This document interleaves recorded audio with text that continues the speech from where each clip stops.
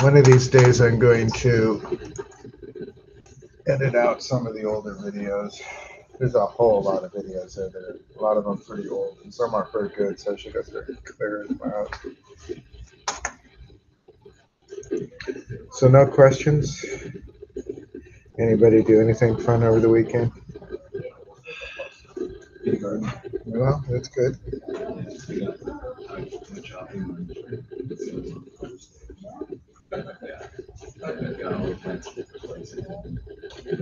A vegetable garden or a... Yeah. Yesterday at night, finally put in other peas that germinated. Good.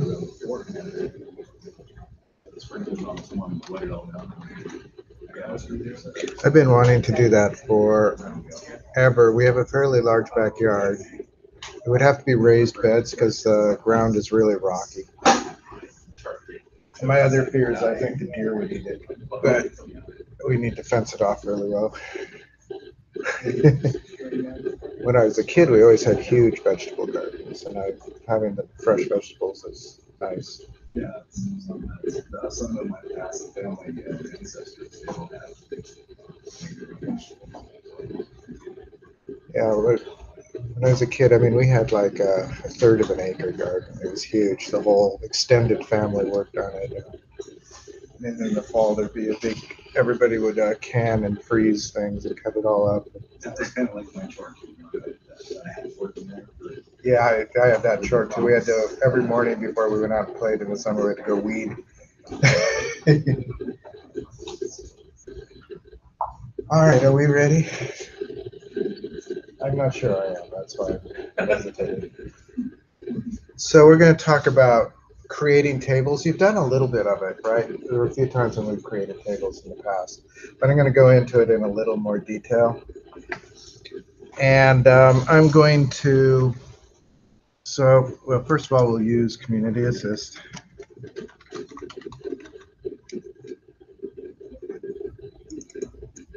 And I'll run that. Otherwise, I'll put all these tables into master, which has happened many times. Doesn't hurt to put the tables in master, but it doesn't help either. So we will put them in Community Assist. And I am going to, what I'm going to add to Community Assist, and I should probably give you this, I have a picture of it here that I'm going to follow. But basically, we're going to add some events, some like charity events where they try to get some money. So there's a table for event type, a table for location, a table for event, a thing for attendance, which is attached to people, and then I don't have a name of that. What is it? Event key, person key, oh, comments on the event. All right. This is how I usually do my ERDs, actually. Just scribble them down. If you need to show them or you need them for documentation, you should probably use a tool to create them. So I'm going to start with event type. So I'm going to basically, to create a table, and we've done this before, it's basic, you just say create table. It's just about as plain English as you can get. And then you give the table a name. Like other things, in programming and SQL, you should not have a space. And you want to beware, although I've done it before, of naming the table a keyword. So for instance, I have a table called location here, but I might rename it a little bit because location is a keyword. You can tell they're keywords because they turn blue. If you're in this environment, otherwise you might not know. All right, one of the things for every table is it has a beginning and ending parentheses.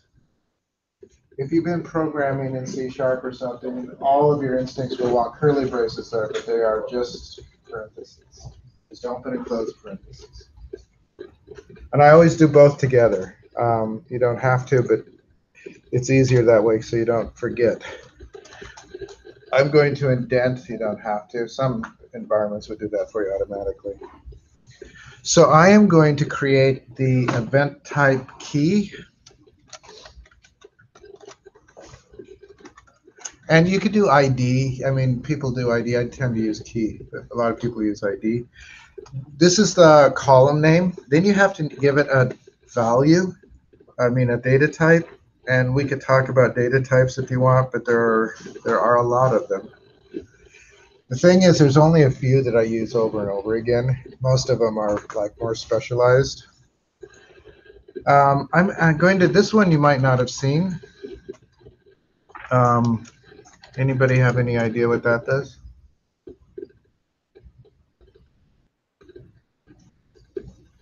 Does it start your auto number at Exactly. Yeah. It's identity is basically a kind of like a function that auto numbers. And the first number here is where you want to start, and then what do you want to increment by. So you could start at 1,000 and increment by ones, or you could start at 1,000 and increment by fives if you want.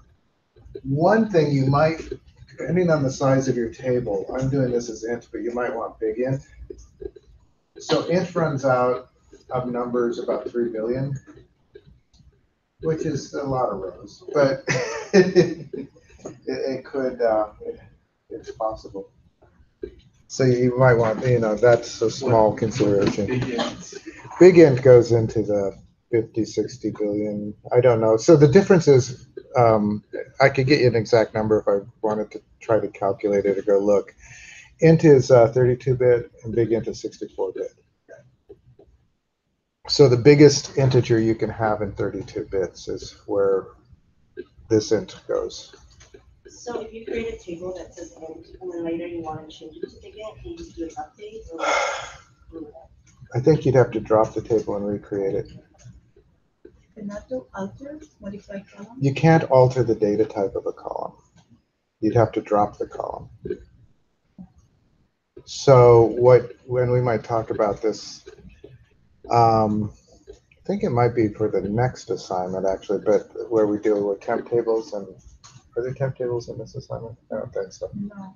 The next one. Yeah. What I would do is copy all the data into a temp table, drop the table, recreate it, and copy it all back. But yeah, there's no way to change the data type of a column. You can only drop the column or add a new column. But there is alter, modify. What does that mean? You can modify things by adding and removing columns. We're going to do some of those. Adding and removing constraints, adding and removing indexes. But you can't actually change the data type of an existing column. You can cast it, but casting won't help you in the table. So I'm going to do one other thing here, and I'm going to show you several ways to do this, partially just so that you can see. This is the simplest way. I'm just going to say primary key. And that makes it a primary key. There are some slight disadvantages of doing it this way. Every key has a name.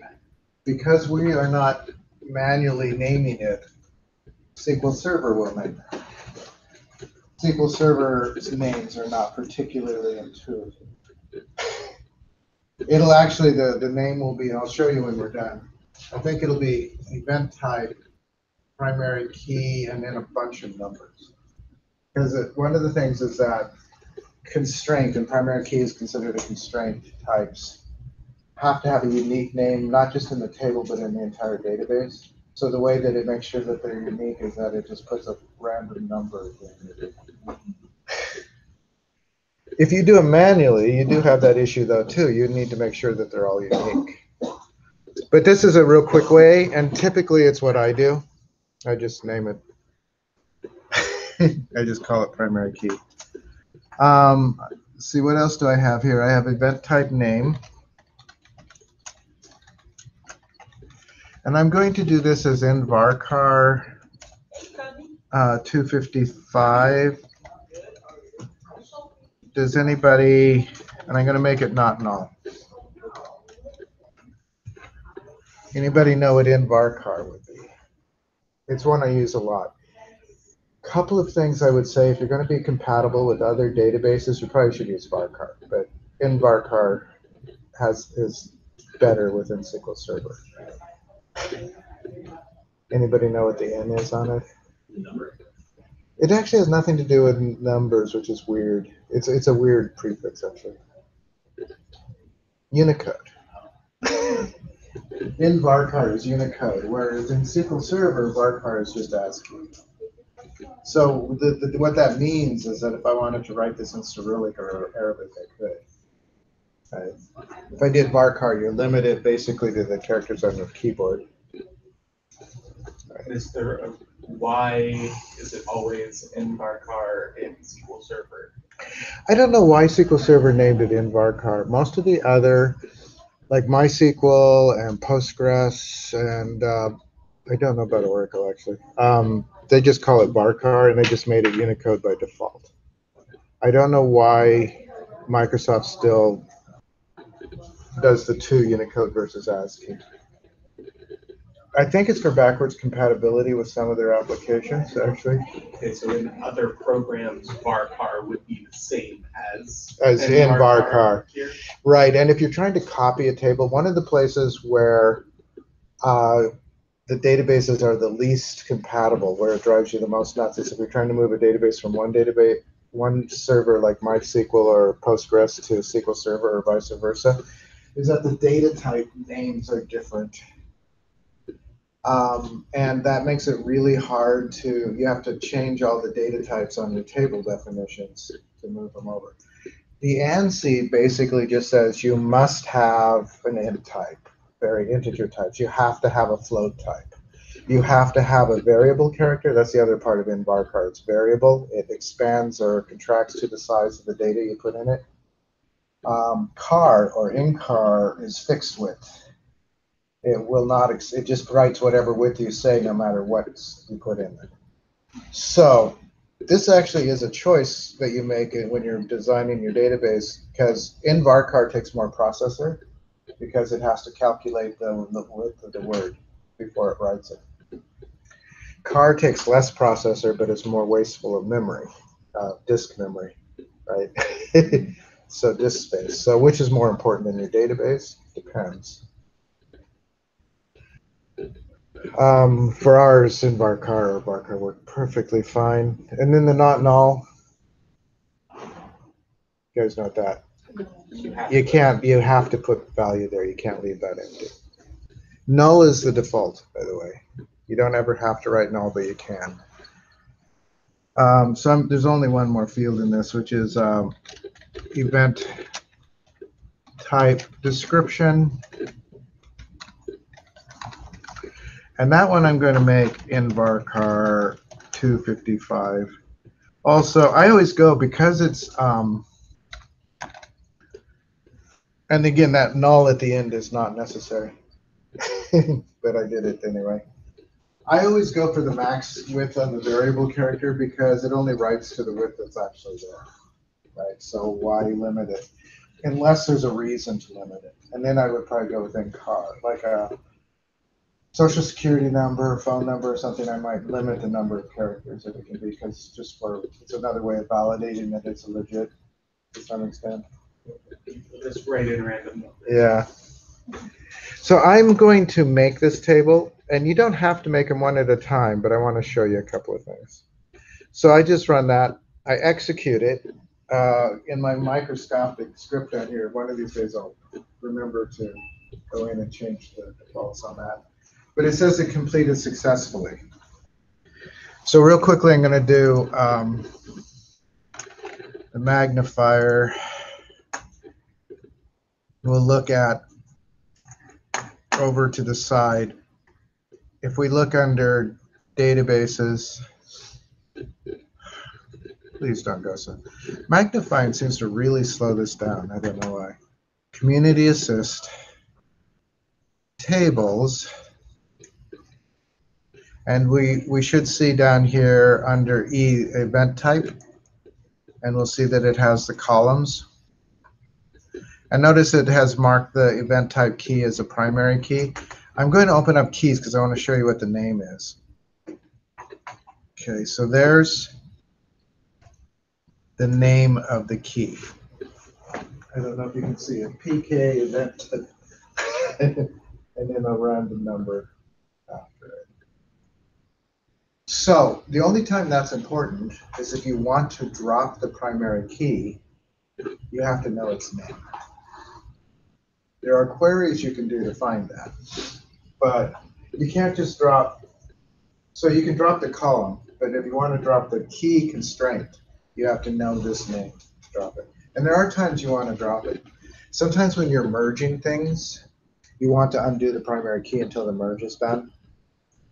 There are times when you just do want to get rid of it for a while. So that's the disadvantage of letting it name it itself. Is that you get a long, incoherent name like that.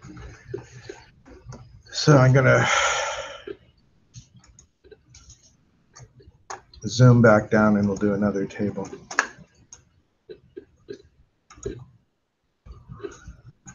Questions on that? How did you drop the event key? Well, if you were to drop it, you'd have to say alter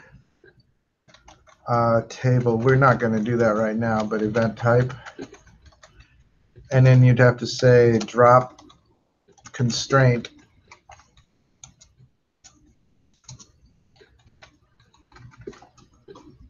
And then we would need to drag, we'd have to drop it like that. Don't do that. But this is how you would drop the key.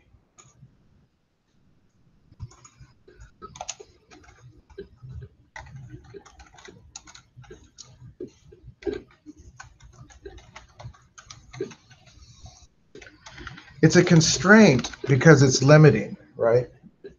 When you declare something as a key, you are limiting it to unique values only. So that's basically it. It just is a way of constraining it. It has to be unique. There's also, although we're not going there right now, there's an index that has been built on this. It's a clustered index, and what that means is that the table will be physically ordered by the primary key. When you enter things, it'll sort them automatically by primary key. Okay, so let's create the next table. And I think I'll do location. So I'm going to create table, and I'll do location, but I'll show you. Notice it turns blue. So that's not a good sign. That means it's a reserved word. It would actually let you work with location, though. It's context sensitive. So the fact that it follows create table means that it knows that it's a table name, even though it's a reserved word. That being said, in certain queries, it could get confusing. Like if you were actually using the location function on the location. Place. Yeah, I think what the location relates to, there's a whole set of data types that we're not going to look at that are related to latitude, longitude, all the geographical things, because you might want to use this database as a backend for a app that's doing geolocation of some sort. So I'm going to call it event location. Partially just so it's not a reserved word anymore. Again, open and close parentheses. Gonna up that a little bit. And I'm going to do the primary key a different way this time. So I'm going to do location. Well, I guess we should say event location. Notice event is a keyword too. Interesting. I think. Let me just do this. Yep.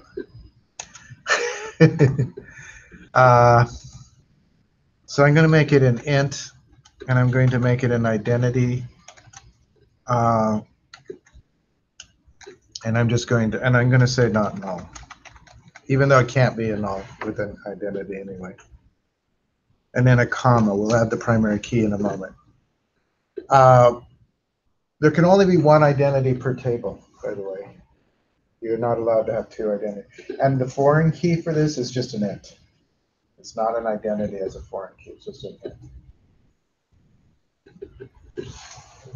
So I'm going to do like the event location name, and that'll be just nvarchar 255. As I said, there's a lot of these that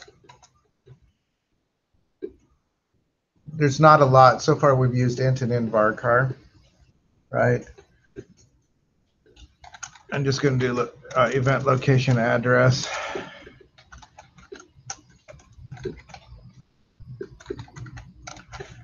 I know my field names are really long.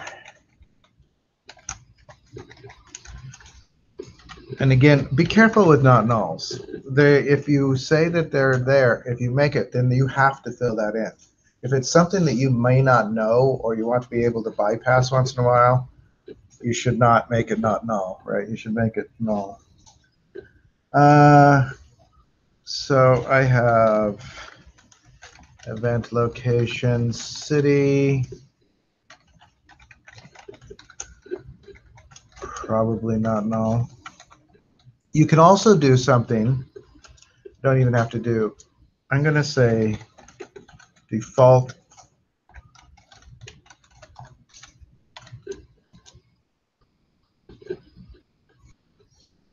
Oh, I didn't close the quote.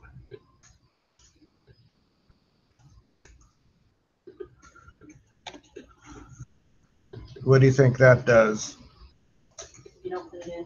If you don't put anything in, it'll just put Seattle.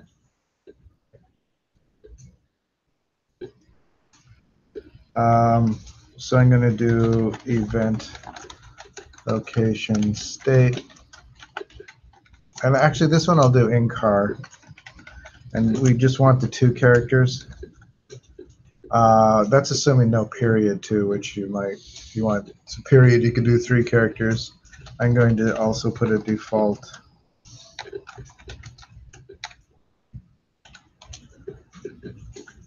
And what else do I have? I have, I'm not going to put data in these today, but event location. I'm just going to say zip. Oh, you could do about postal code. And there's an 11. Does the 11 count the dash? There's an 11 code in it. Oh, let's make it 12. I'm making an N chart for like the zip in the state of Washington. Yeah. Is that going to go through all the memory, say? So what it does is that this, because it's a car, it's just going to write 2 characters. That's the maximum. It won't allow more than 2 characters. It's always going to write 2 characters. One of the things you can do with this, because one of the things when you're designing these tables is you really kind of want to validate as much as you can with the data type. Right, make sure it's the right data type. Make sure that it's not too, like here, 2 characters. You want that. You don't want them to be able to write the state any length. Here, you want it big enough for a zip code, but you don't want just a random string of numbers necessarily. You really can't do a default on the zip code, so this one I would just say not null. And then I'm going to do event location email. This is a big one. In varchar. Again, car is fixed and varchar is variable.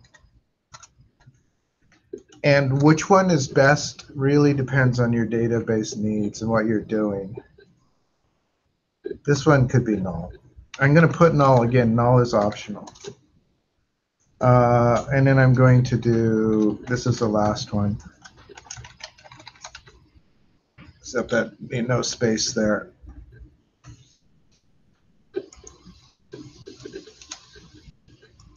Whoa, my mouse just floats. It just doesn't go where I want it to. And I'll do this as in varchar. I don't know. There might be a data type that's better for URL, but I don't think so. Question. If you were to actually transfer from one different database to another, and you had copied everything from nchar and also n varchar. Right. You made a double. You could said you couldn't make a double set of them, right? But would the n chars work? No. What you would want to do is just get rid of the n. And since if you really are planning on transferring it from the beginning, I would just make them all cars in varchar. So this will work in any database. In varchar, not so much. Varchar, car will work in any database. Car. Those will all work. And if you're not going to use anything but and ASCII characters, you can start off that way. If you ever want to enter somebody's name in Cyrillic or something, One question. yeah. For like the email field, is there a way that you can mandate that it would have to have like an @ sign in it? Not in the database itself. So, If you want like a front end. but if you had a front end, you could put a mask on it. Okay. In terms of the database, it's just looking anything that's a string will work, basically. So the one thing we haven't done is we haven't declared a primary key. So I wanted to show you another way to do that. I'm going to write the word constraint. I'm going to say PK, and I'm doing an underscore. This is just however you want to do this. I am kind of following the naming convention that SQL Server uses when it auto-generates, but I'm not going to put a random number after that. I'm going to say primary key, and then in a parentheses, I'm going to say, oh, event location, this should be key. I'm going to just put that field in the parentheses, which I could type it, but okay. So this is another way to do a table primary key. And I'm just going to execute that.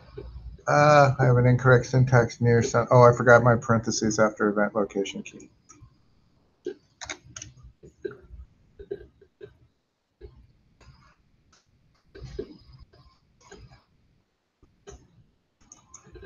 Okay, so it's good. I'm going to zoom up again so you can see that the key is indeed named what we wanted it to be. So we've got event type. We should now have location, event location. Oh, you know what you probably have to do? Right-click on tables and refresh. So if your table doesn't show up, you would probably have to refresh over here. And then I'm going to do that, the columns. And then when I look at the keys, the key here is just called PK event location, which is a much easier name to manage.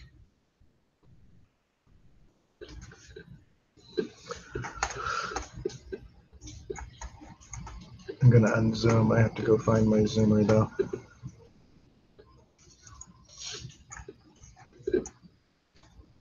Making tables isn't hard. When I create a database, I don't use any of the graphical tools. I just do it this way. I mean, I might use a graphical tool to do the ERD, but once I have the ERD, I just do it as SQL.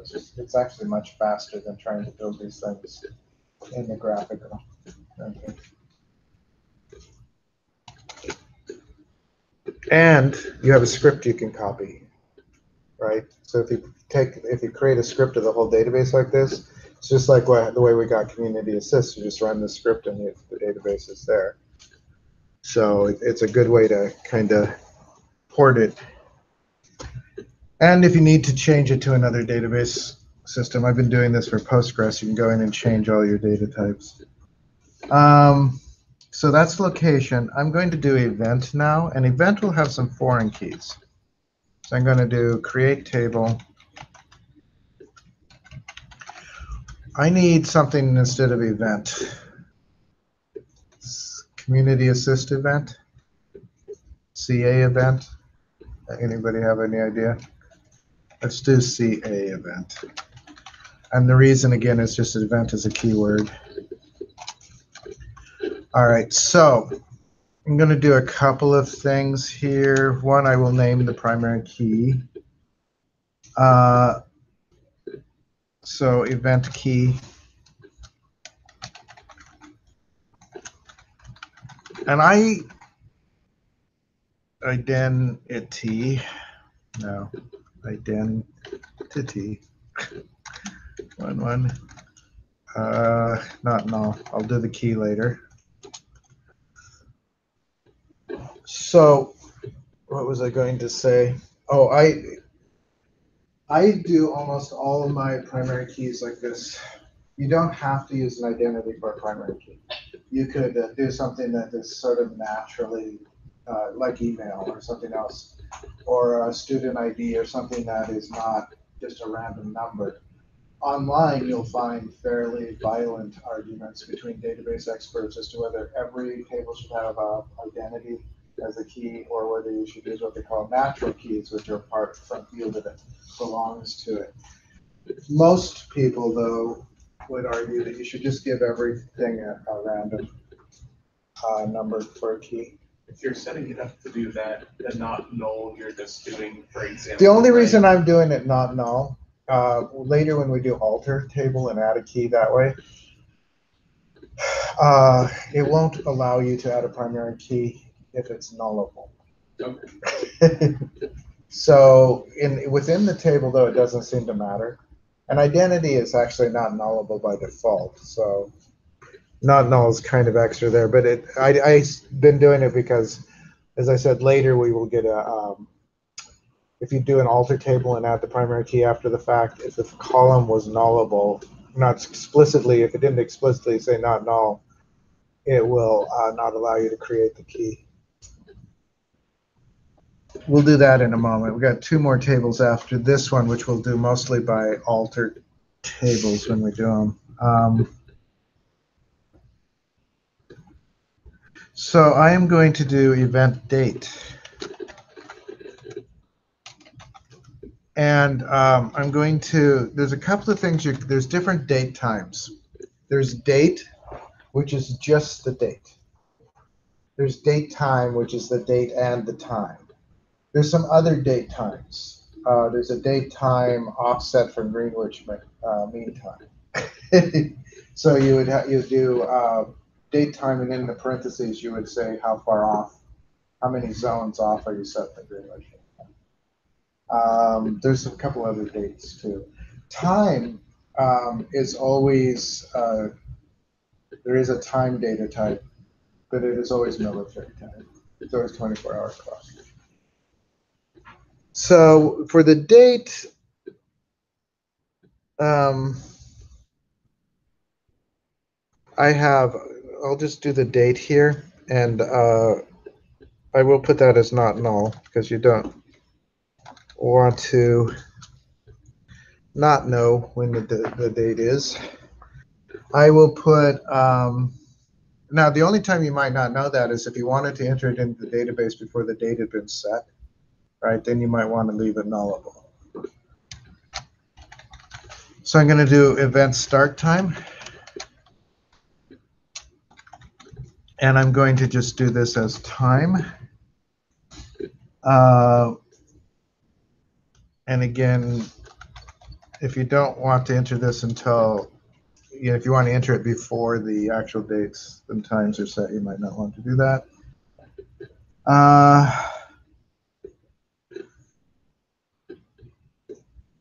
Oh, event type key.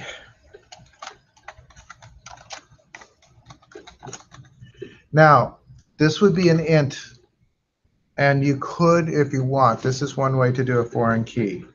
I am going to say that it is a foreign key and that it references event type. Event type key. I don't know that I'm curious. In Postgres, I shouldn't do that. This might be sufficient for the foreign key. The words foreign key may be not needed. Because I know in Postgres you can do that and get a foreign key out of it. Let's see if it works. Now this is again letting it name the key. So you'll get a bizarre name for it. And Still knows that you want that to be a key because you're referencing another table and it's a key. So what it's referencing is the event type table, and within the event type table, the event type key. Okay. So because that's what a foreign key is, basically, right? I will see in a moment if that worked. But what else did I have in the event? The location key. So I'm going to do the location one a little bit different. So it was the event location key. I'm going to do that as an int, and the key is part of the word. I just made an accidental space there. I'm going to leave that, and then there's an employee that will be attached to it, and this is from, so an employee is kind of responsible for the event. So I'm going to do the constraints. So I'm going to do constraint. This one will be PK CA event. And it's going to be primary key. And in the parentheses, I'll do event key. Okay, then I'm going to do a comma, and I'm going to do another constraint. And I'm going to do the location key. So I'm going to say FK location, you could do, and foreign key. This one I don't know that you can skip the foreign key. And the foreign key is event location. And I'm going to break the line, but I'm going to indent it because it's all really the same. References event location key, right? So in this case, we are telling that we're creating a foreign key. This is the name we're giving it. These could be whatever, they're the names. It's a foreign key instead of a primary key. This is the one in this table that is the foreign key. So event location key is in this table is the one that's going to be the foreign key, and it is referring to the table event location key in that table. So we're making the connection between those. And then we still haven't got our, we have one more, which is the employee one. So you should put a comma here.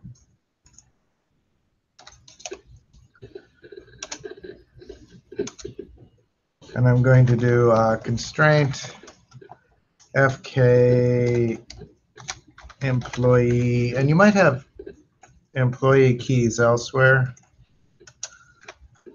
So I'm going to say employee event, and I'm going to say it's a foreign key.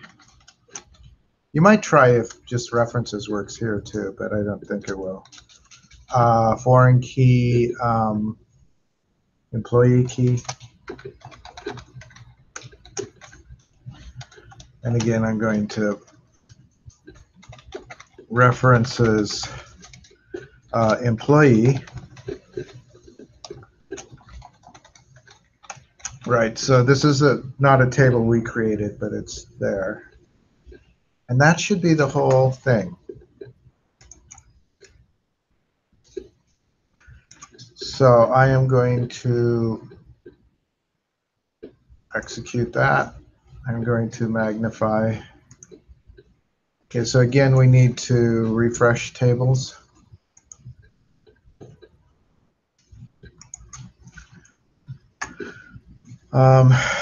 So this will be CA event. And I'm curious about, so I look at the columns, and it did, event type key is a foreign key, even though I just said references, so that worked. And if we look at the keys, there's the one that it named, right? And then we have the ones that we named. So this is a primary key, and then these other keys are foreign keys.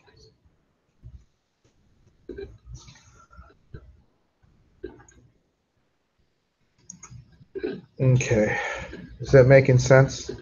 I don't think making tables is hard. It's not hard SQL.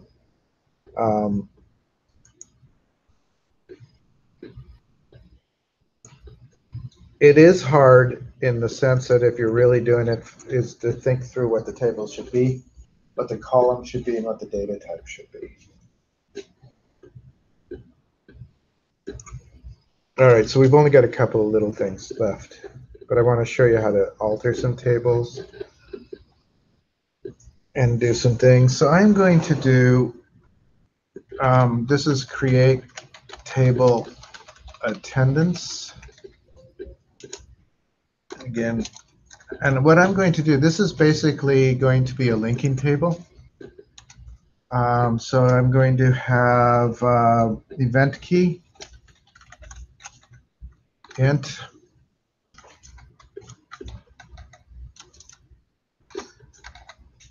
and I'm going to have person key. And I'm going to do the keys here with alter table rather than do them in here, because I want to show you all the different ways you can do things. So I'm just going to create that table as is. Has no primary key, it has no foreign keys, right?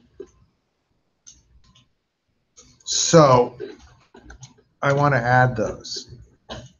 And one of the strategies some people use, it's the one that if you auto-generate this script from SQL Server, it's the one it'll use, is it won't put any of the key statements in the tables. It will do them all as alter tables afterwards.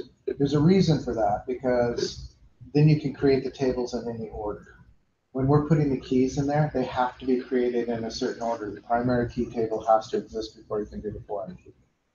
But if you leave all of those out until you do alter tables, you can do the tables in whatever order you want. So I'm going to show, so when you change a table, you do alter table, and you say what the table will be. And then I'm going to say add constraint. It helps if you spell it right. And I'm going to give it a name. So I'm going to just PK attendance. I have ints, which is the right spelling. I think E, but I'm not sure. So it's going to be primary key. Now this is a typically when I do a linking table, I do a composite key, which means more than one field in the key. So I'm going to do, God, event key, comma, person key. And that will create a composite key that's a combination of those two things. No table can have more than one key, but a key can consist of more than one column. So if I run that, and again, you don't have to run these one at a time. Actually, if once you had them all set up, you could run the whole thing together. But it completed successfully. And if I look at this, and then I'm going to add some more alters. I won't look every time. If you rerun it, it won't overwrite anything there. If you rerun it, the alter table will probably just write over what's there with what. I mean, it'd be like the same. It wouldn't make a difference. However, the create tables you can only run once, right? Because you can only run once, you should only. Well, if I tried to run create table again, it's going to throw me bunches of errors. And basically, it says it already exists, right? Whereas if I run this again, it probably makes no difference whatsoever. Oh, it says that the primary key already exists, actually. So it doesn't just write over, it just says that the constraint already exists. So, and then I was going to show you the constraint, which again I have to refresh.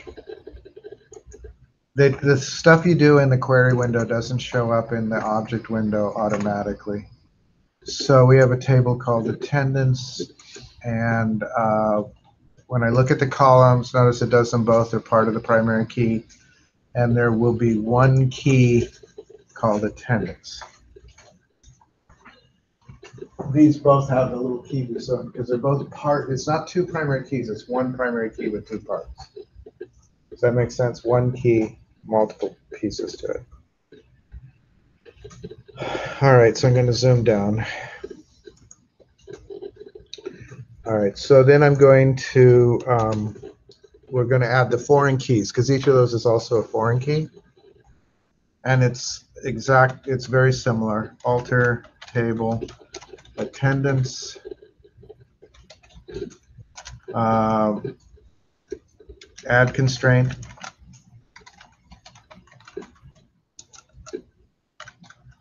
and we want to do,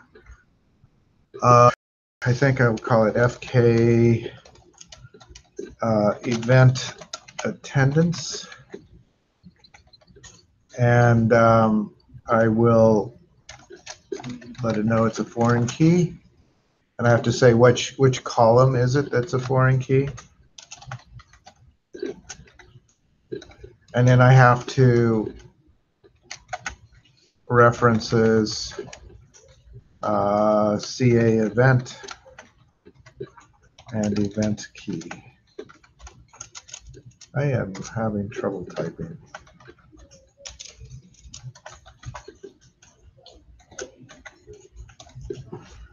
So that'll create a foreign key. You can also, I believe you can get by with this. Let's try this. I'm going to do constraint again. What I don't know is if I need it to say add. FK person attendance. Foreign key. You could copy this. If you change the, copy the one above if you wanted, and then just change the values. Person key. And then references. What if you have an add? I may have to, we'll see. I think add is only used one if you're doing multiples, but we'll see. So it references person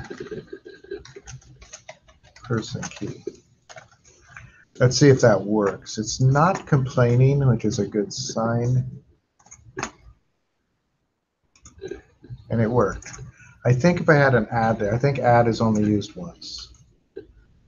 I don't usually do these two at once. I usually do them separately, but it's good to do them two at once if we can. So let's look. I'm going to do one last look and refresh. Oh, go away. You're right over the refresh. So in the person, this is in attendance.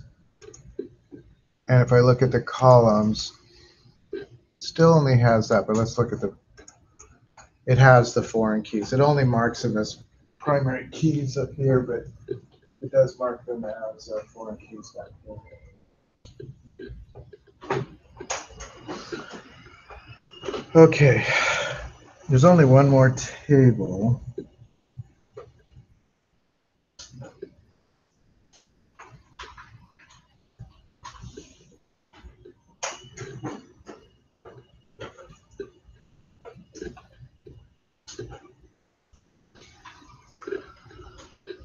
All right, I'm just thinking of what I also have to show you. I think I've got most of it.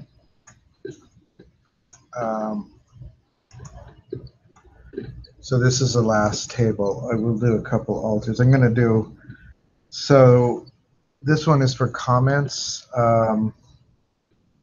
So I'll do create table event comment, we'll call it. And I'm going to do all of the things by.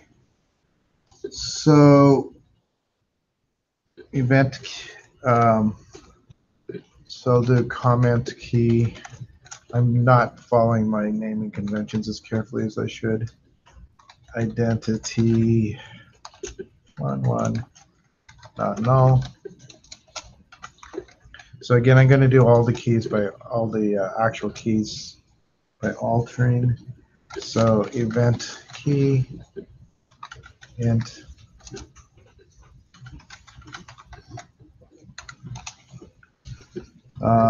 maybe person key. Actually, we've done most of these. Maybe I should just do them this way because there's only a couple other things I want to show you in the. So if you did references, CA event key. I'm just going to do them here rather than I should have parentheses around it rather than alters. We'll do a couple of other alters in a minute. I'm going to just give this one primary key.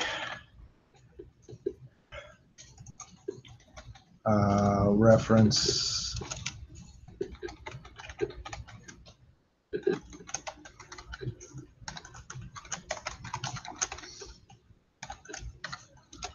Okay, what else have we got? Comment text. Now, this is something I'm going to do. I would hesitate doing this in general. Does anybody know have an idea what InVarCar Max might do? You can write as many things. You can write up to 2 gigs in there. All right, so if you need like a blob, but basically they call this as a text blob. If you need a blob, there's also a binary max, bar binary max. But if you need to write text more than 255 characters, because that is the limit, that is the maximum amount you can put into a field. If you need more than the 255 characters, you can put in max. There are some disadvantages to that. You cannot query its contents. You can retrieve it, but you can't query its contents because it's not stored in the table. All that's stored in the table is a pointer that points to where that blob of data is. Does that make sense? No table in SQL Server can have more than 14K of data in one row because of the way they've structured their storage. It's a physical thing. There's no record can go beyond a single page, and a page is 14K. They actually can't quite be 14K because the page has a header and a footer, which links to the next page. Right, that's part of the table. And then they're organized into extents and etc., which all is very interesting, but there's not much you can do about it, so I'm not sure how useful it is, other than to know there is a limit to how big a row can be. But max just basically just puts a pointer in the table to wherever it's stored later in the data file. So again, you can't query the contents directly, but you can retrieve them. So that's if you really want extensive comments, right? You could limit them to 255 characters, but that's what, 2-3 sentences at most. So, and I'm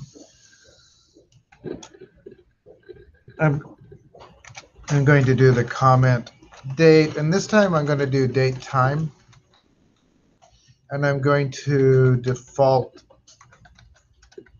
get date. So it'll default to the current date and time. All right, I think that's all I want to do with that. Okay, there's a couple of other things I want to show you because I think they're in the assignment, but I'm not 100% sure. couple more alter tables.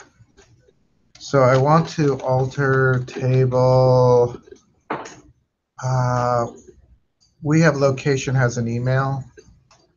So we said it was nullable though, right? Shouldn't have said it was nullable. Let's do alter table event. So event location, let's do event location. Alter table event location.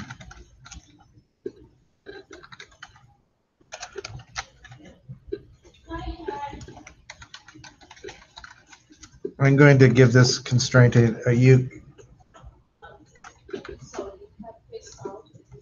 have a unique name. It's going to be unique constraint, and it's going to be on location name. Is that what I had up there for the? It was event location name. Has to match. So a unique constraint, because I think I asked you to do that on the emails. I'm not sure. But what a unique constraint does is it forces the values to be unique. It doesn't create it as a key per se, but it forces it to be unique. So if you had a key like a social security number, but that wasn't going to be the key to your table because of obvious reasons, because there's legal issues with doing that, but you needed to record it, you could put a unique constraint on the social security number to make sure it doesn't get repeated. You could also, I mean, there's a lot of times when you might want to make something unique without making it a key. So I execute that. It says it completed successfully. If there's data in the table, and if there's any value in any row that contradicts the uniqueness, right? If there's a repetition anywhere, it will not allow you to make the constraint. So there's no data in our table, so that's fine. But if there were data in a table that contradicts it, it will not make the event. It will not do the unique. So I just want to show you one other little thing. I know I'm zooming up a lot. And again, we have to refresh.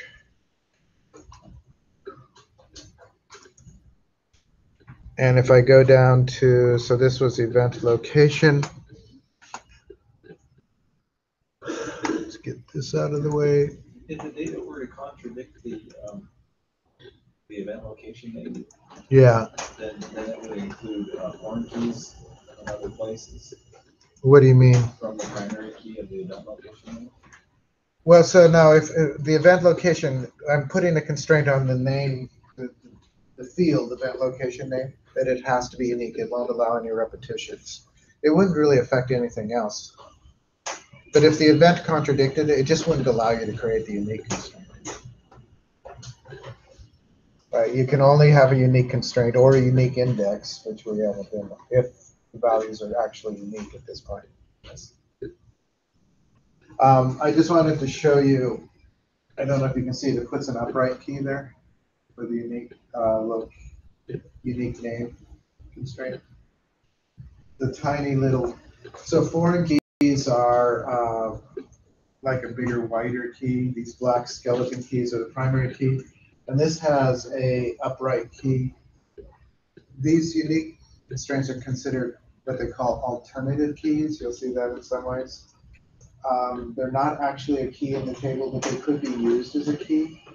And they actually, you can use them in a join if the two things have the same thing. Again, I'm not sure if that's good structure, but so they're alternative keys. They're not actual keys, but they could be used as a key if need be because they are unique. We're almost done. I want to show you how to add and drop columns. One more thing in the assignment here you haven't gone over either. Bit 0 for no, 1. Oh, right. So if you did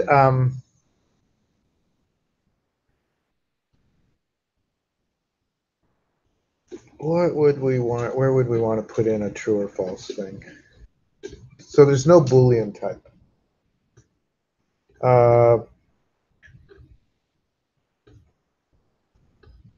I'm just trying to think, where would a logic thing make sense?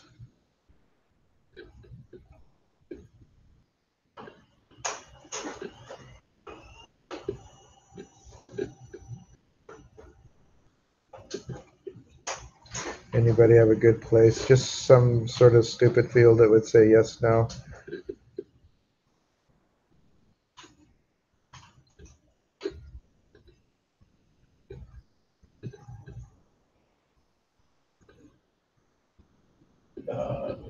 Event location URL. Well, so that's just null. It's either there or not, right? I'm thinking maybe we could, in event, what could we do? Something about an event that's yes or no. Catered yes or no. Probably, if you did that, you would want to know who the caterer was and all of that, but I just want to get a bit in there, right? So let's alter table CA event, add column. Actually, you don't add a column, you just add. So I'm going to add catered bit. And it's, how do you spell catered? Is that right? So if we do this, okay, so a bit has two values. It has 0 and 1. Typically 1 is treated as true and 0 is treated as false. And if I were to do, so this is, now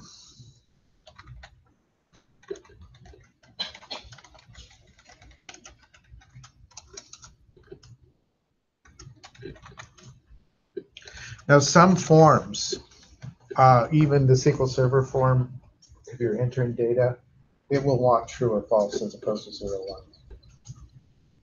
But there isn't actually, it stores it as zeros and ones. When you do, this is not really relevant, but let's do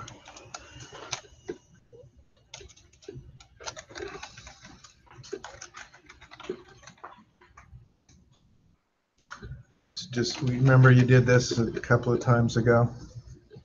The only reason I'm doing this is that, like a lot of these things where it's 0 or 1, right? Those are just bits. They're just flags. It's true or false. Is memory optimized? True or false?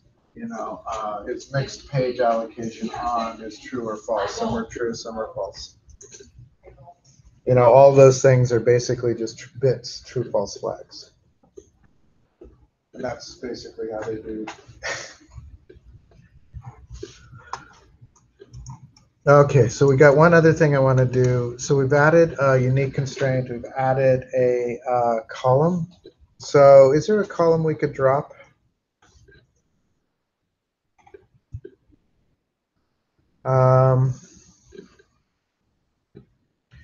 I might not do the event type description. So let's just drop that. So I'm going to do alter table event type, and then we're going to drop column event type description. Now, this is very dangerous in a way because there is no yes, no, are you sure? Just do it and it's there and it's gone. And if there were data in it, it would do it just as quickly. You could lose a lot of data doing that by accident. So, although it would be hard to write that by accident.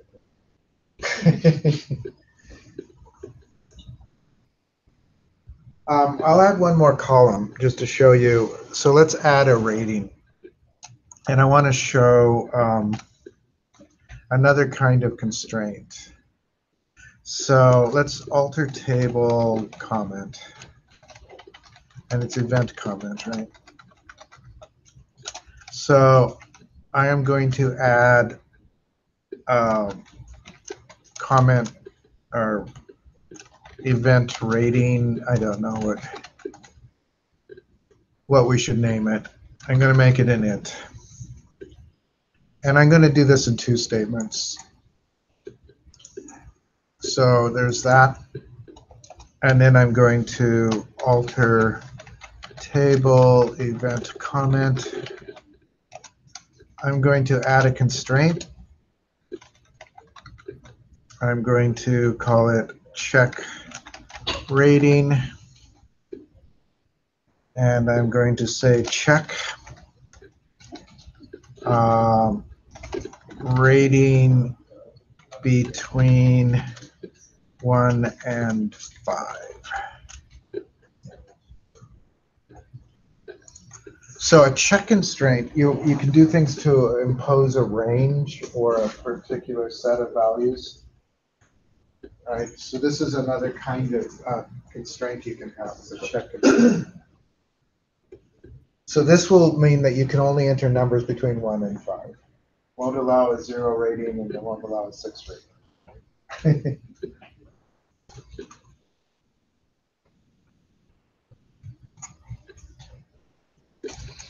I didn't like that.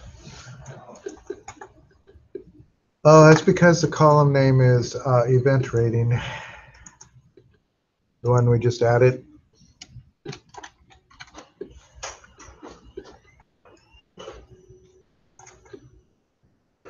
Now it's happy. I think that covers everything that's in the assignment. Is there anything you see that I didn't cover? The assignment is actually a little less extensive than this. Thing is, add it to Metro Alt, because there is a later, I think there's a later assignment that assumes some of this is there. Make sure you're not adding it to master, which is fairly common. Master doesn't complain when you add tables. Although it might complain about some of the foreign keys, because some of the foreign keys refer outside of the tables that we're creating. I want to show one other thing. Again, I'm going to refresh, but what I'm going to do is I'm going to go into the database diagrams, and I'm going to add these in there so you can see. I want to modify the diagram.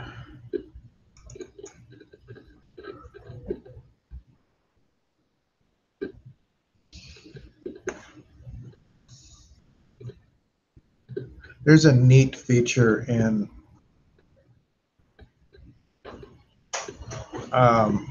Postgres. Actually, it's not Postgres. It's Lucidcharts, where you can just say arrange, and it would automatically arrange your diagram in a way that makes sense, that actually is easy to read. It's really hard to do in here because you have to stretch things out. I'm going to add tables, and I'm going to add all the tables that we've just made except for person A. I'm going to close. Come on.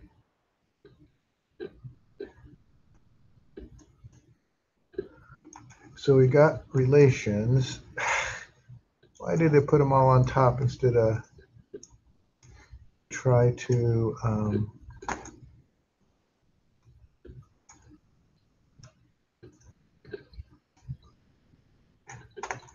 all I really wanted to show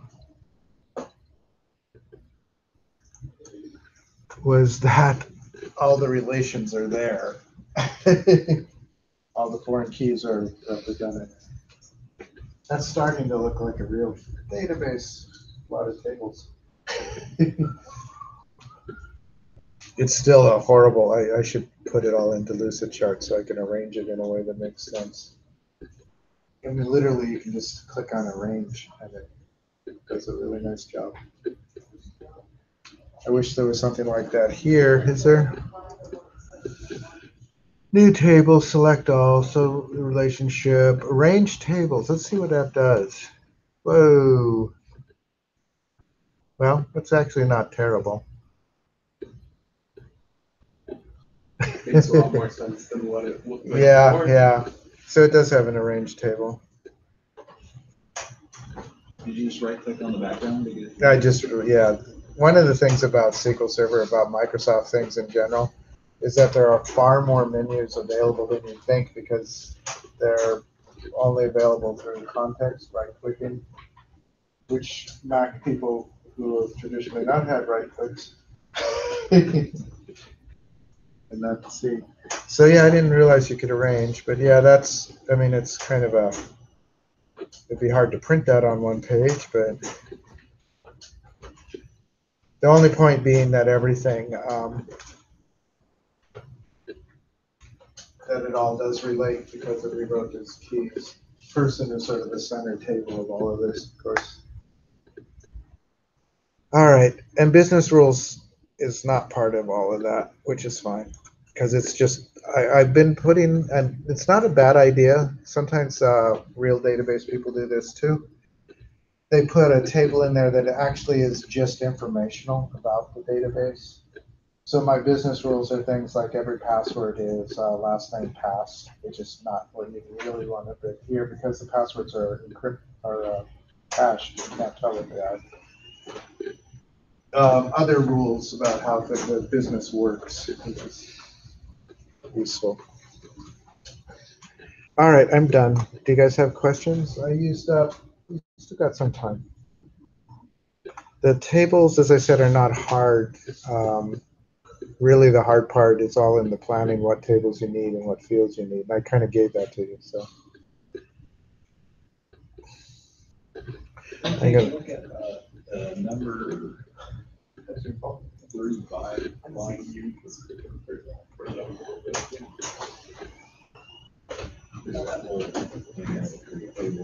Yeah.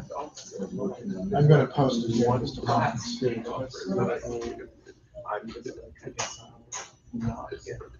So did you spell event, or did you run that table? I mean, where is it? Oh, I learned this one first. Yeah, event type. Yeah. So it should say that it already exists. So it already exists. So. I should say that it already exists.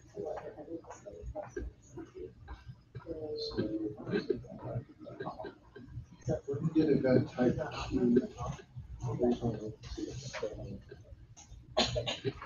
you just get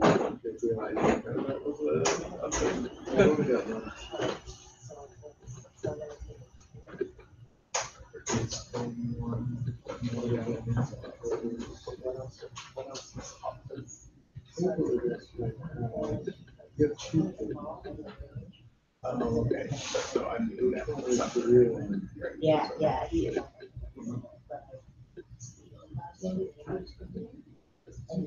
Well, it won't let you create things.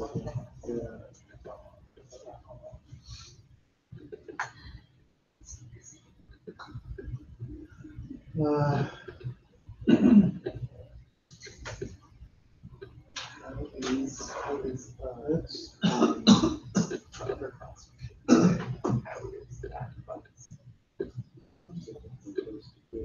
Oh, wait, the other class was using tomorrow, but I thought it. Oh, 255. Yeah, what is that's the one. It may not be somewhere. Oh.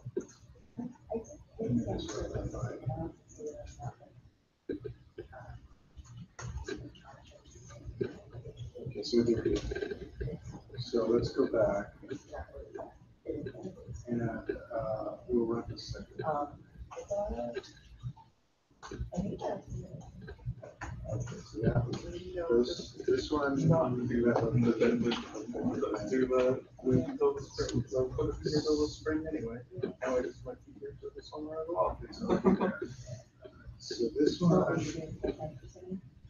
can look at it. Not very good, but that's basically full time. I'm just supposed to do the two speed class. The two that you're taking. And then does that not have a Yeah,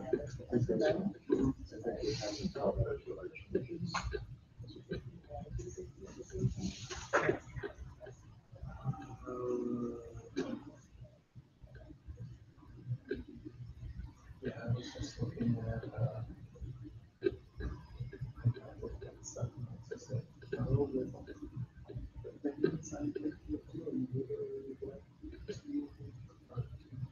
whenever it's in classes, and the class being offered, that's the next quarter that I provide.